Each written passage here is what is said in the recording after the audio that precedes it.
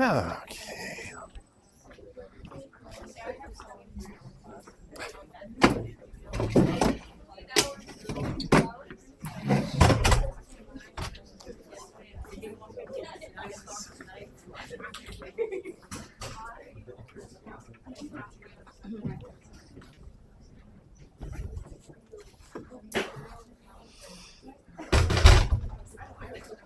Okay.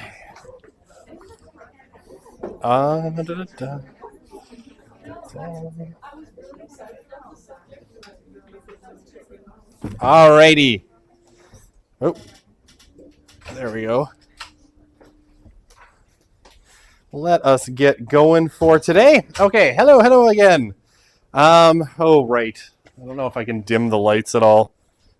Kind of. I'll hold the button while oh yeah, there we go. Perfect. Okay. Welcome back. All right. So obviously, I think I'm assuming everybody is here. Was here last time. I haven't seen a lot of movement in terms of the course numbers. Maybe a few people have come and gone. But so before I get started, we're going to get into kind of our first topic today, which is what is religion. It's going to take us a few classes to get through this. Before I do that, one thing, I think the reading that's associated with what is religion is Smith, chapter 1 from his book, Religion, What It Is. I can't remember the whole title, but for some reason it was in the library as an ebook when I looked before. I couldn't find it yesterday, but I have the chapter as a PDF. So I put the chapter PDF in with the slides.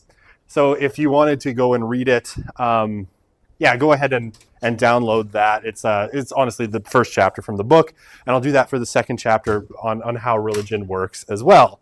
And I'm not sure why the ebook's not there, but those are the two chapters we deal with from Smith, and then we don't touch Smith's book again until the end of the course, and I will try to figure it out with the library and see what's going on.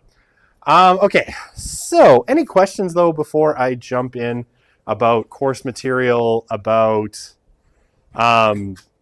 evaluations, or about anything at all? Wow, those are tiny little desks that they give you, aren't they? Except in the front, the privileged people. Any questions before I jump in about the course, about anything in particular that you want to ask? I do have this set up this time, which is Slido.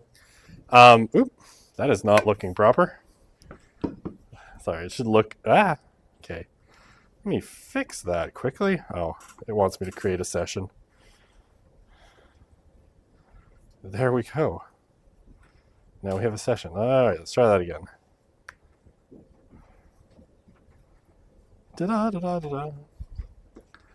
So if you want to ask questions, but you're too shy to raise your hand or speak, yeah, go ahead. Will you test us on the readings? Will I test you on the readings? Nothing that I didn't talk about in class, right? So I don't deep dive into like itty bitty details of the readings and then find the tiniest thing that you might have missed and create a question for it. And I do promise, I swear, I think my professors backs this up. I am not trying, when it comes to the exams, I'm not going to trick you. I'm pretty transparent about what is on the exams, and I give you without giving you the questions, you'll know pretty much what you have to study, right? And it's big concepts, and it's, hello, why screen go dead? But yeah, I'm not gonna, I have no intention of tricking you whatsoever. Haha. Okay, love it. For some reason, my laptop occasionally decides that it's like, I don't want to display what you want me to display, and I have to reset it. But yeah, I won't trick you. I promise.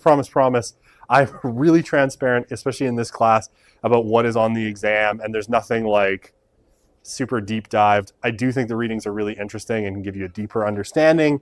But yeah, I'm not gonna. It's not like you missed that quote in paragraph 4. No, I don't care. Okay, that's a good question though. Oh yeah, so this is go ahead, please. On our syllabus, it says that midterm 1 is on October 1, says October 3rd, but October 3rd is a Tuesday. Did I miscalculate that? I will fix that. Let me just, you might be right and I might be wrong. Under course requirements, Oh. it says October 3rd, but then in the timeline it says the 6th. Okay, then it's this in the time. It's right in the timeline, and I probably hit the wrong button. I'm assuming. So I will fix that in the syllabus, and I will re-upload it after class so that it says the 6th. Yeah, because I always wanted to put them on the Fridays, so you can do the exam on the Friday and then have your weekend where you don't have to think about it. I don't know. Maybe you want to do it on a Monday, but yeah, I think I must have just hit the wrong key, or potentially last year it was like the 3rd. And I just didn't fix it. I fixed it in the timeline. I didn't fix it in the other one. In that case, then midterm 2 says November 6th. I think you just switched them. Oh, well, I will. Okay, how about this? I will take a. That's possible. I might have just done that. Where would November 6th be? A Monday? It's a Monday. Yeah, I think you might be right. I might have accidentally just switched them. I will just double check that, and I will fix the syllabus and re-upload it. Thanks for pointing that out. Yeah, that's no problem. All right, back to what I was doing. All right, any other errors I made? I hate syllabuses. They're finicky, and I put stuff in the wrong places. And how bother? Yeah, come on, computer. I know you're like, I will display PC screen only for some reason. Huzzah. The day is won. Oops. Any other questions? Those are good questions. So this, I'll introduce you to Slido. So this is basically like a Q&A system I use that's built into the slides. I find like we're 90, so sometimes people are a little bit shy and don't want to put up their hands, and then they don't get their questions answered. Also, I kind of get in my own head because I love the material, and I'm like, and I forget to let you ask questions. So there's going to be a bunch of slides kind of like this throughout the course.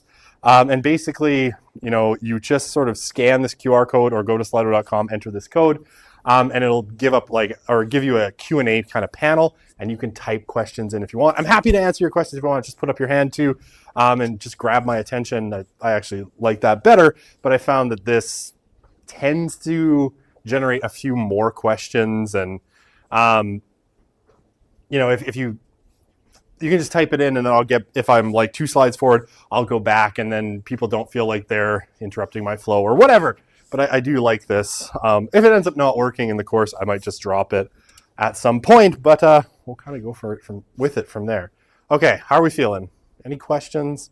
I do see empty chair. Oh yeah, sorry, go ahead. What's the looking like with potentially adding a few more seats in the class? So according to the university, this class is, like, the room itself is at its physical capacity, which I see empty chairs, and I don't know if that's just people who are already like, well, I don't need to come to class on the first real class.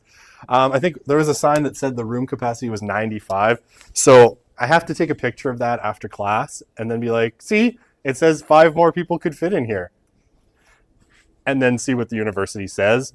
That's going to be the very maximum is another 5 people at best. So I know there's a few people sort of hanging out, hoping that a slot opens up. I am trying, but, getting the university to move when it doesn't want to is sort of like trying to get an elephant to move when it doesn't want to. It can be done. It just requires some creativity. Bureaucracy must be overcome, and it has its own inertia. So I'm trying. My first attempt was unsuccessful, but it will be at max another five people. But yeah, like I count 1, 2, 3, 4, 5, 6, 7, 8, 9, 10, 11 empty chairs plus a chair that is actually missing. So, I'm trying. I haven't succeeded yet. Okay. Any other questions before we jump on in? Nay. Okay. For written responses on exams, as long as we answer the question according to what you expect, is it easy to succeed in this class? Yes. If you put answers down that are good, then yes, it is. I don't know how else to answer this. Sorry, I'm joking, but I don't know how else to answer that question. Yeah, I mean, if I think it's easy, I don't know easy. It's not like a cakewalk. It's complex material, right? So there is a lot of synthesis. And I think I was talking to some people after class last time. It's like, if you're expecting to just because it's open book, just take the slides and copy and paste information from the slides into the short answer, That's going to get you so far, but it's not going to get you like an A, right? I might get you like a B minus, because there is some higher, and I promise I will show you some example questions, like don't freak out. There is some higher order kind of thinking and some kind of putting pieces together in the questions, right? So if you're able to do that and you demonstrate engagement, you're definitely going to do well, I think. Yeah, so I hope, I don't know if that answers your question, but yeah, there's like levels that I usually see people kind of putting in, answering the question. Some of it is just straight copy paste from the slides. Others is like, I put in some of my own thoughts, and I really put in effort into studying, and I can see how the concepts fit together. That for me is like the A level, and the, paste in things I could find from the slides is more of a B level. You'll still, I think, do okay, but you might not do as well as you want to do. But again, not everybody wants an A in this class. I have learned this over time. Some people really are like, C is fine, B plus would be a great bonus. So yeah, I hopefully that answers your question. Do I still talk about Riverdale in my classes? Sometimes, more in youth than this one, to be honest. And frankly, okay, I still have to watch the last episode of Riverdale. I painfully made my way through the 7th season, where absolutely nothing happens in the entire season, and I was just like, what is happening even? Why am I here? But I felt like I had to, because I've stuck with that show for 7 years, and I kind of wish I hadn't at this point. I'm like, what is even, I don't understand. No. Anyway, that was my whole reaction. I haven't watched the series finale yet, and I watched like a summary of it from Alex Myers, and I was like, maybe I don't need to watch it. Maybe that's good enough. Okay. I think I answered that. Okay, so the midterms, I've kind of said, like I said last time, I basically will have them open from midnight. Could someone just grab the door for me? There's just someone trying to get in on the side. That'd be lovely. Thank you. Yeah, it'll be open from midnight till 11:59 p.m., right? So we're going to leave it open for that whole 24-hour period. Now, you're only going to have an hour to do it once you start, right? So you can find a time that works for you for that day. And I will be, that day from 10 to 11, I will be in this room chilling with probably the 3 people who choose to come and sit in the room and do the exam here. And I'll be answering emails as best I can. But yeah, it'll be open for that 24-hour period because it is online and it is open book. So it doesn't really matter to me when you write it. I don't know that you should tell everybody that because I'm not sure how the department would feel about it, but you can write it during the exam period. So I figure that's good enough. Okay, anybody else? Anything else before I start talking about what is religion? Okay, again, if you have other questions that come up, just let me know.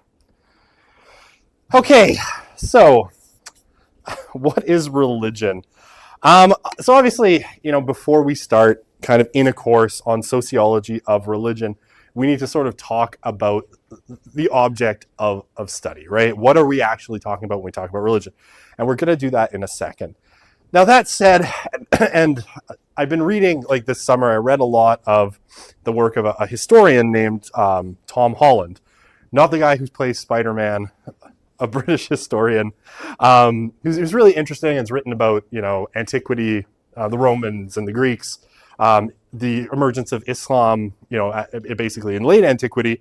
And then just his most recent book, which I want to say is now 2019, though I can't remember, Dominion, which is sort of about the influence of Christianity on Western thought. It sort of made me rethink things a little bit, because one of the things that he says, and he's very well versed in kind of the classical world, so ancient Rome and Greece in particular, is that this question, like, what is religion, in a sense, is a very, very Western question.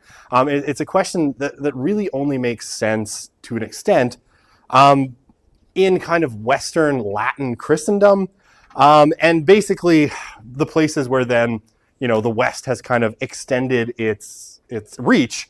So, almost everywhere in the world is now sort of shaped by this Western view, but in a lot of ways, it's one that doesn't necessarily fit with the way a lot of people in the world have seen things historically, right? So yeah, this divide between kind of, the what you would find in sorry, okay, let me take one step back here. The idea of the divide between, say, the secular, right, or the non-religious world and religio or religion really comes to us from Latin Christianity and particularly from Augustine of Hippo or Saint Augustine. And basically what's happening, right, is the Roman Empire, the western part of the Roman Empire, rather, collapses in the year 476 AD. And what happens, right, is the Western Empire has been kind of falling apart for a while. Germanic kind of tribes have been invading and taking over parts of Rome. They sacked the city itself a couple of times. The Goths and then the Visigoths both sacked Rome, which I think is why we still have the word Goth as sort of, a dark, brooding creature, because we get that from the Romans. And at the end of the kind of Roman period, the Romans were looking at the collapse of the Western Roman Empire, and they pointed specifically to the cause of this as being, and there's this big debate going on in kind of philosophy, it was the abandonment of the Roman gods after Constantine adopted Christianity in the 4th century that led to the collapse of Rome, right? People stopped performing the sacrifices to the gods and propitiating, the Roman pantheon.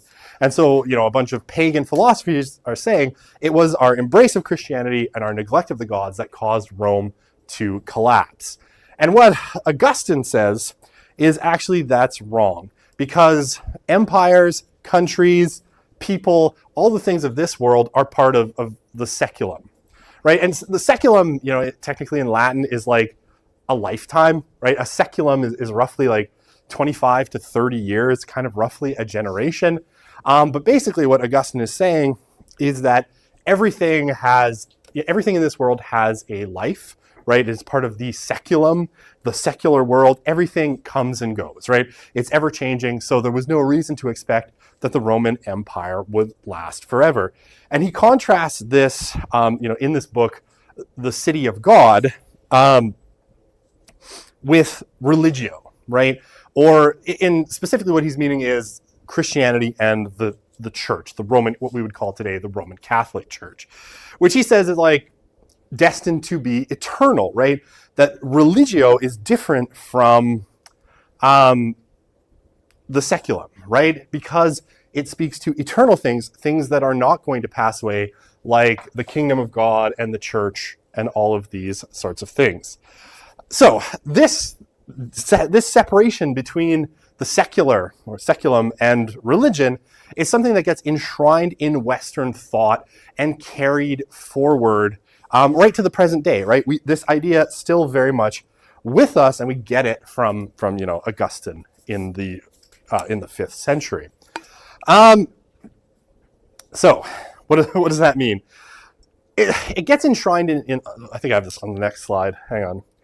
It gets enshrined in all sorts of things, languages, the way the West governs itself in particular, right? You have the church and you have, the kings or the kingdoms and different forms of government, and they're sort of divided in particular ways, always with, religion standing above the secular state in some ways. Now, it's not to say that religion and state in the West didn't affect each other, but they were always thought of as separate things, right? The ruling of temporal kind of kingdoms was never seen as on par with religion, with the church. And so what happens when Europeans, right, starting in about the 15th century, and really, picking up speed in the 16th and 17th century, and in the 18th and 19th century, really finding their height, when Europeans go and start conquering people in other parts of the world, they bring this distinction with them, right?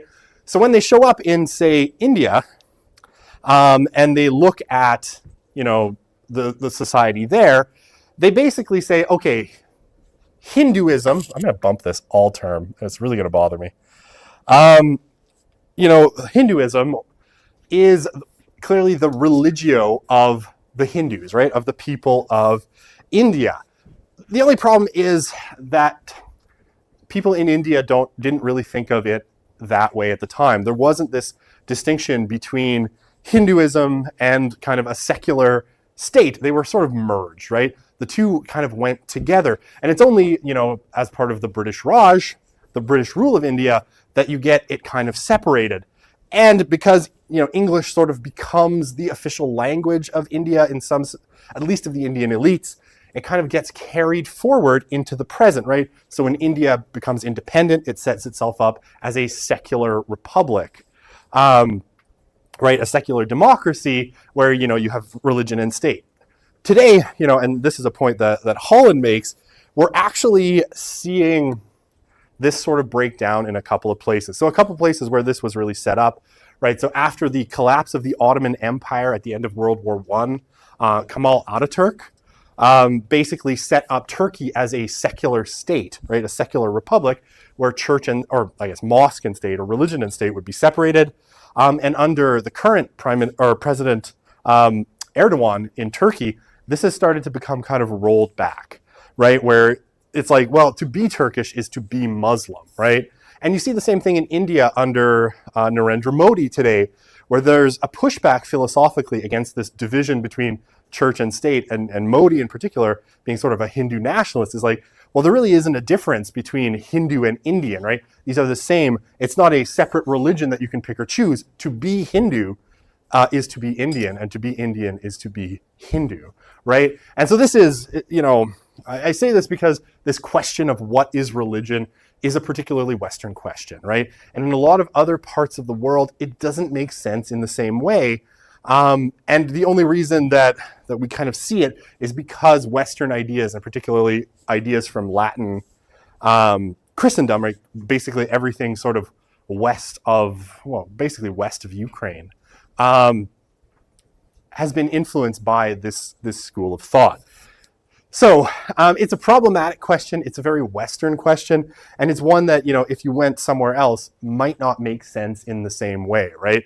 Because, maybe to be Afghan is to be Muslim in particular ways and particular forms of Islam.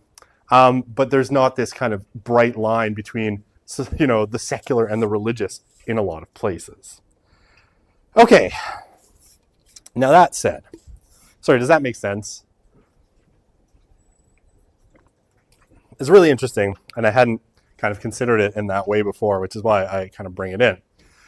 Okay, so historically, right, we start to get the study of religion as a kind of proper area of study really in the 19th century, right, with the emergence of the social sciences, right?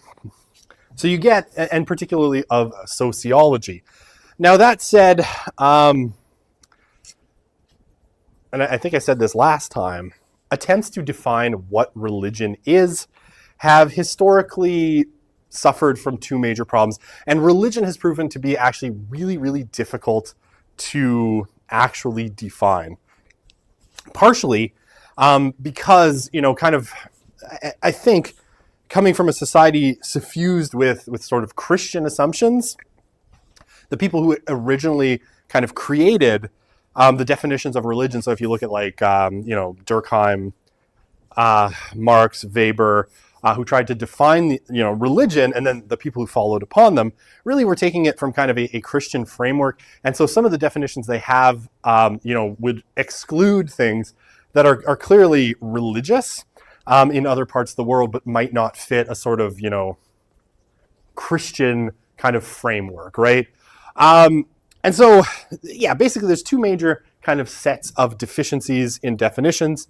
They're either too broad, right? So they're too big, and they would therefore include a bunch of stuff that is clearly not actually religion, right? We'll talk about this in a second, but nationalism in particular often gets sort of, would fit a definition of religion as given by some of the kind of thinkers that we'll talk about in a sec. Or they're too narrow, right? Basically, they shut down a bunch of kind of expressions of religion that don't fit a sort of Western framework, right? They are basically something that is clearly, like, when you look at it from a sort of everyman kind of perspective, you would obviously recognize that, okay, what's happening here is something akin to religion, but it might not fit with some of these definitions because they're coming from a framework of saying, what we know of religion and what religion is kind of based on this kind of Judeo-Christian sort of heritage of the West. And so because we've defined things that way, we exclude a bunch of stuff that's clearly religion, but that, doesn't quite have the same qualities as Judeo-Christianity. Okay, so we can kind of split kind of classical definitions of religion into three broad categories, all of which have problems, right? So, we have our substantive definitions, and you could look at definitions from Max Weber, and I'll show you examples in a sec. Functional or functionalist definitions, which would be more akin to, a kind of functionalist or Durkheimian kind of reading. And then, what I would call kind of socially constructionist definitions of religion, something that you would see from, say, Ludwig Feuerbach, Sigmund Freud, or Karl Marx. And, the less said about Freud, the better. And each of these, sorry, I hate Freud. I make no apologies for it. I did say, sorry, I hate Freud, and then I say I make no apologies for it. So I contradicted myself. I'm not sorry I hate Freud. I make no apologies for it. So each of these, you can kind of tell just by how they're titled a little bit about what they're about, right? So substantive definitions are about the substance of religion, what's in it. Functionalist definitions are about what religion does, their function. And social constructionist definitions are basically about religion as, emergent from society, as part of the kind of social order. And like I said, they're all problematic in their own ways. Okay, so what are functional definitions of religion, right? So they are based on what religion does and how it works in social or psychological systems, right? So it's social function, right? And this is one that you often hear kind of in basic definitions sociologically. It's about coherence, right? Helping a society come together. About social order, creating rules in a society that let you know what's allowed and what's not allowed. And defense of group interests, right? Often setting up, one group against another, or one group as an elite and a kind of status, or protecting you, from external kind of threats. Okay, so the social functions, psychological functions, right? Providing stories that help make sense of the world, right? So this would be kind of the function of myth. And here, you don't have to think of myth as, the way it's sometimes used colloquially as stories that are untrue. But here, just, myth as kind of stories that help explain why the world is the way it is. It gives us a bunch of symbols, right? I think we're all familiar with religious symbols. You drive around, Edmonton for not too long, you're going to run into, a cross somewhere, right? And within, or, crescent. More crosses in Edmonton because it's a historically sort of Christian society, right? But we know religious symbols. Religion has a whole bunch of symbols, right? From the big, what represents the whole religion, down to the little elements that are within kind of religious practices, or the shrine that you have at home, pendants that you wear, jewelry, tattoos, all sorts of things, right? All things that are connected to religion would be symbols. And then rituals, right? The way that you kind of move through life, and things that are repeated over and over again, basically, to help make life make sense, to help give it a sort of rhythm, and to help, ground people in kind of habitual ways of being in community in particular, right? So that would be those things. Yeah, so basically in functional definitions, right, religion is a set of tools to act on and to act in and interpret the world, right? So religion is just a set of social functions, really. Okay, so here's some of the, this is some functional definitions as it's been written, right? So Emil Durkheim, religion is a unified set of beliefs and practices relative to sacred things, that is to say, things set apart, and forbidden beliefs and practices which unite into one single moral community called a church. All those who adhere to them, right? So basically, Yeah, there's already problems with this definition, but that's okay. Right, basically a set of practices or a set of beliefs and practices related to sacred things. One of the problems with Durkheim is he doesn't do a very good job about defining what sacred is. But anyway, he's in the grave. Let's leave him there. Yeah, he's okay. You can see the ability, but again, you see the sort of even the Western kind of Latin Christian heritage here, which it's like a moral community called a church. Yeah, okay. Well, this is always a problem because even in the way that kind of sociology of religion sets up its categories, it's like you have a church. It could be a mosque, but that mosque is still a church in the sociological definition. And then you have sects, and then anyway. We're stuck with the kind of language and the heritage that we come from. Okay, so Robert Bella's definition, which I think is even worse. Religion is a set of symbolic forms and acts which relate man to the ultimate condition of his existence. I don't like that definition, but I don't like any of these definitions, so okay. And then Clifford Geertz, which probably, his is not bad as functional definitions go, right? A system of symbols which act to establish powerful, pervasive, and long-lasting moods, motivations in men by formulating conceptions of a general order of existence and clothing these conceptions with such an aura of factuality that the mood and motivations seem uniquely realistic. Okay, so that's not a bad definition in some ways, but all of these functional definitions suffer from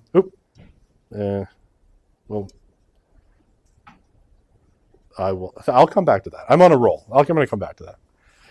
Okay, so all of these functional definitions are too broad, right? And that's the big problem with functional definitions in general, is they could theoretically basically include a bunch of things which are clearly not religion. And so people like Robert Bella end up sort of bending over backwards to talk about things that are clearly not religion in religious terms.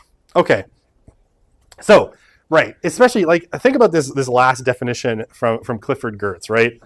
That religion is a system of symbols which acts to establish powerful, pervasive, long-lasting moods and motivations in men by formulating a concept of the general order of existence and clothing it in an aura of factuality that seems uniquely realistic. That could easily apply to, say, American nationalism, right?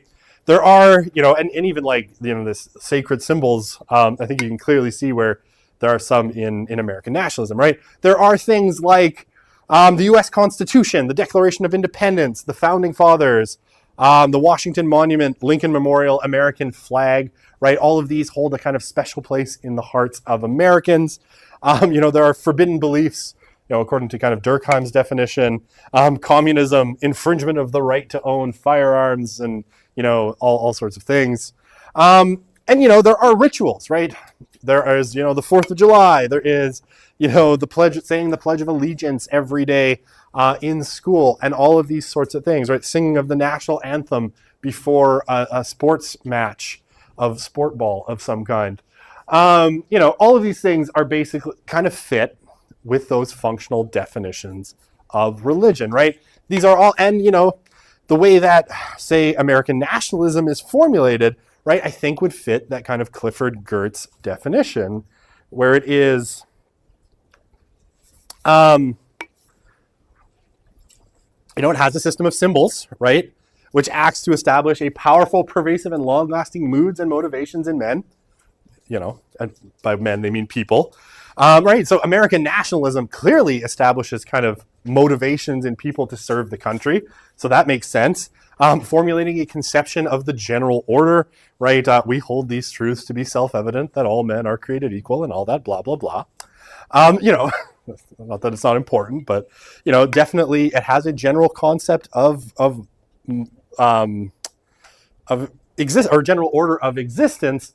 And right, does it clothe it in such factuality that the moods and motivations seem uniquely realistic? I think so, right? I think American nationalism easily fits all of the things that are within that definition. Now, is American nationalism a religion? I don't think so. in that obviously it is something, and it certainly has some of the qualities of religion, but it's of a different, nationalism is of a different order of things, right? And I mean, Robert Bellah in particular goes to the pains of basically talking about American civil religion. He's like, well, nationalism isn't a religion, it's a civil religion, to kind of make make that definition and that kind of functional way of looking at things work, right? It's like, well, yeah, I guess it would include nationalism, but we find that I maybe have that on. Oh no, I don't have that on the next slide. I thought I had another slide on Bellah, but no. Yeah, it's just in my head. Yeah, he basically talks about, all these things that American nationalism does as a civil religion, as a way of kind of being like, yeah, we have our functional definition and it works. Yeah, please. Just wondering, so could you even argue that it's not really, like American nationalism really isn't a religion? Because if you look at far-right movements, it's very Christian-based. Like they said, you want to introduce more Christian values so that you can't really have a religion inside of a religion. I think that's a reasonable argument, for sure. But I mean, even just like on I use it more to point out some of the problems with the functional definition, right? It's going to suck in a lot of things that might fit those qualities that are listed in those definitions, but ultimately, I mean, they're clearly not religions, right? Even though sometimes people want to talk about them, and I've heard people talk about pride, right, as a religious movement, because in some ways it has some of these same qualities that Gerst lists, right? It has symbols, right? There's the pride flag and a whole bunch of other symbols and on, right? And does it establish moods and motivations of people? Definitely. But is pride a religion? Definitely not, right? I don't think that makes any sense to talk about it that way. But when you start talking about religion in these general terms, you do get into that problem. Sorry, I will answer these questions quickly. Okay. Will more of the questions on the exam be from slides or notes we take in class? Yes. Mostly slides and notes you take in class. That will be where, everything you will be, if you come to class, you take notes, you pay attention, you will definitely be able to answer every single question on the exam, and you should be able to answer it pretty well. Okay, and I will say, this is probably, I might answer this question one more time next class, and after that, I will simply refuse to answer it. Because I'll be like, I already talked about this. Okay, the use of the term Judeo-Christian. Yeah, I mean, some people I know have wanted to problematize the term in particular, if I recall the arguments, it's because, Christianity has a sort of long history of anti-Semitism, and a history of sort of rejecting the Jewish roots. And you have a whole, going back to like the 4th century, movements like Marcionism within Christianity that wanted to reject the Old Testament. I've never been overly convinced by those arguments in that, Christianity, we'll talk about it a little bit later when we talk about the rise of Christianity. It starts as a sect of Judaism, and there's still a lot of Jewish roots, particularly, say, in Catholicism, in Orthodoxy, like Eastern Orthodoxy. You see the kind of influences of Judaism more prominently there. So I've never bought that definition, and I use it sort of understanding, I don't know how to do that. But yeah, I've never seen the term as overly problematic because Christianity arises from Judaism. It borrows elements from Judaism. Specifically, Jewish notions of justice are taken specifically into Christianity and become kind of the Christian notions of justice as well. So I think it kind of makes sense. I don't know why. Sorry, I think I'm done answering that question. Can I make it so the slides open on Keynote? Mine did. Yours did. Yours is just broken. I hate Macs, by the way. My temptation is to just say, get a real computer. Sorry. Or I think download a real piece of software like PowerPoint. Sorry, I'm not, I know Keynote is great. Sorry, you had a question. Did you go over Gert's definition of civic religion? Bellah. I mean, Bellah's definition, like he talks about American civil religion, basically as American nationalism his argument is that American nationalism has basically taken the place of religion in American society in a lot of cases, right? In that a lot of people, properly sort of worship the United States in his kind of way, or his definition, as they would worship, say, God, or they would, attend church. So again, it had... Annoyed. Maybe I should just tape this to the wall. So there are all those things, right? There are sacred symbols, right? There, especially, like, think about, like, every time, if you pay attention to American politics, if you pay attention to American politics, right, it's like the founding fathers, the Constitution. It's like, oh my God, guys, like, they were just people, right? They aren't these sacred divine figures, but in American kind of lore, they're treated almost as like demigods in a sense. And I say that not actually demigods, but in some senses, they do seem, kind of semi-divine, the founding fathers, right? And so, basically Bella says, like, American nationalism has taken on a lot of the roles of religion in society. Okay.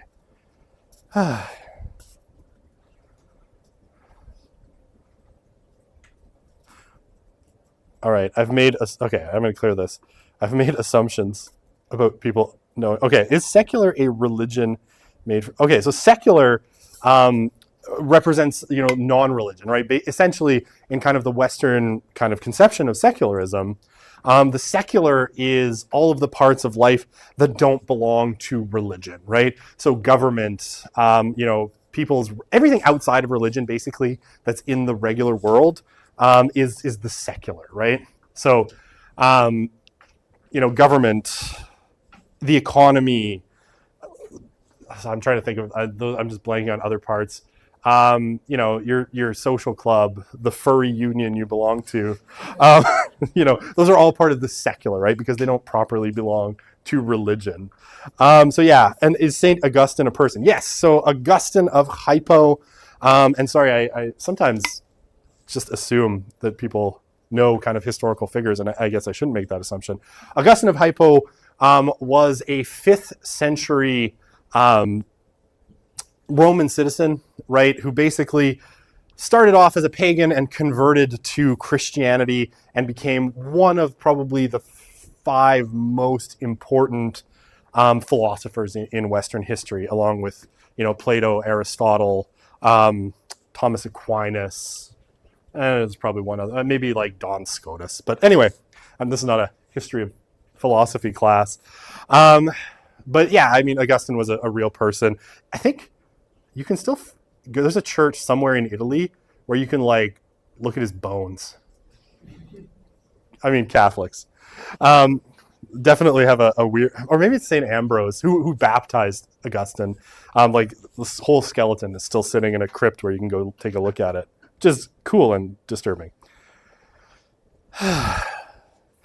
In terms of definitions, what's the difference between a religion and a cult? I'm going to say, we'll touch on that a little bit later. Okay, so cult is really not a term that we use in sociology of religion anymore because it's so pejorative, right? So we tend to talk about new religious movements. Now, if you want a straight definition of a cult, you're typically looking at, a kind of, you have a charismatic leader, you have a kind of new religious vision, and typically, it sort of works to isolate members of its kind of group from the larger society, and especially friends and families, right? So cults are a specific thing, but religions are much broader than cults. And again, we don't really use cult as a term, we use new religious movement, and if your new religious movement happens to do really well, and very few of them do, eventually it might become a religion, but mostly, they just stay as NRMs or new religious movements, and then most of them die off. Can we say American nationalism is a denomination of Christianity because of its connection to Christianity? I would be uncomfortable with that particular way of defining it, because I think it deviates fundamentally from Christianity in particular ways. And I think sorry, this is like an opinion piece that I could publish in, like, the Washington Post. But I think American nationalism has more mutated American Christianity in some ways to fit itself. So I would say like sometimes maybe American Christianity, particularly in its more conservative Protestant forms, is more of a sub-denomination of American nationalism than the other way around. But that, again, that's an opinion. Same argument on American nationalism be made for the CCC, the Chinese Communist Party, I assume. Yeah, I mean, but that would be, in Bella's definition, you might have Chinese civil religion, right? And yeah, you would have symbols like Mao. I've never been to China, but when I see pictures in the media, right, on Tiananmen Square, there's big pictures of Mao everywhere. And maybe that's not real. I should probably go to China at some point and see it for myself. But right, there is, the party kind of functions in that way. And I don't know Chinese culture especially well, but I'm sure there are other kind of symbols. So yeah, and I mean, certainly Russian nationalism fits that way. British nationalism would fit that way as well, right? There clearly are aspects that would fit, say, a functional definition of religion. All right, good questions. I love questions. Okay. All right. I have 4 minutes. Do I have time to start on substantive definitions?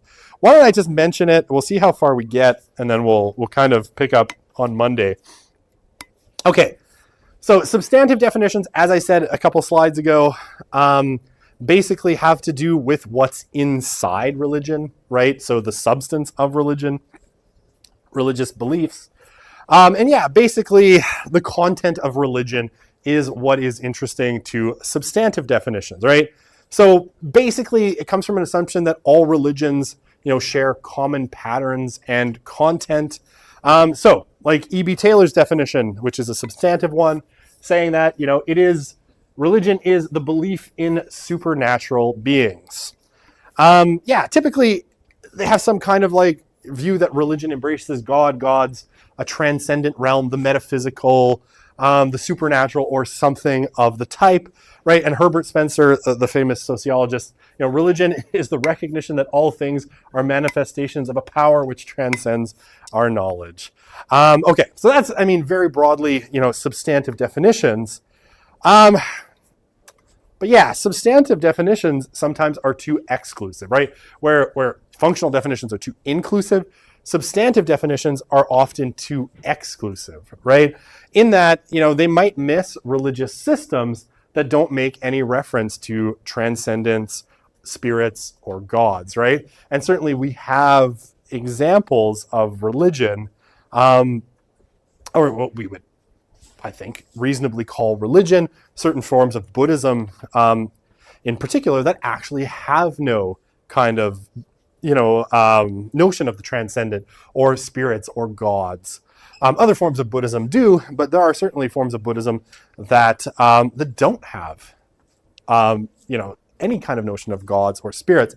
And there's lots of other examples, right? Now, I don't want to, some of the early sociologists kind of doing this work, I think didn't have the kind of view of the world that we have. And I don't want to make fun of them too much because, we've explored much more of the world. We've interacted with many more kind of human beings on the planet than they had, right? Durkheim, when he was doing his Elements of Religion, his book, was writing it, basically he was in his armchair somewhere in France reading books of people who'd been to Polynesia and interacted with indigenous people in Polynesia, and Australia, the Aborigines in Australia, and he's like, aha, this is what I'm going to base my theory of religion on. Now, obviously, when we have a much bigger view, we can see a lot more different types of religion, and we've cataloged them much more than people in the 19th century had.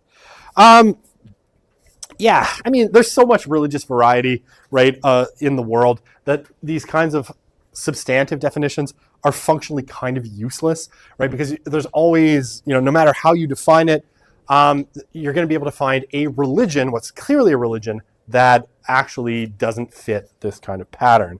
Okay, I'm out of time. I can't do Marx in no minutes. All right, we'll see you on Monday. Have a great weekend.